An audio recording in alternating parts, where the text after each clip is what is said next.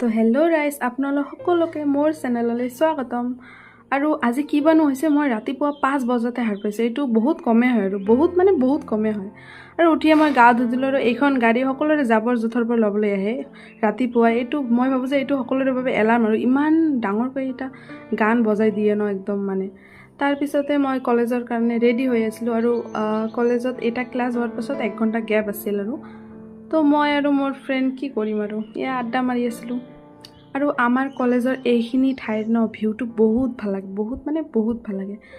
আপোনালোক চাওক, ভিউটো বহুত ভাল লাগে। এইটো চাওক কিমান ধুনীয়া লাগে, আৰু গছ গছনিৰে ভৰা একদম মজা লাগে। আৰু তাৰপিছতে ৰুমত আহি মই ইমান শুই দিছিলোঁ, 2 ঘণ্টা একেৰাহে হৈছিলোঁ। তাৰপিছত উঠিয়ে এয়া বৰষুণ দি আছিল, বহুত ভাল লাগিছিল। আৰু মই সৰুতে শুনিছিলোঁ যে ৰ'দ আৰু বৰষুণ একেলগে দিলে নেকি শিয়ালৰ বিয়া হয়। এইটোৱে হৈছিল কিজানি আজি। তো আজিৰ কাৰণে ইমানে আৰু, বাই বাই।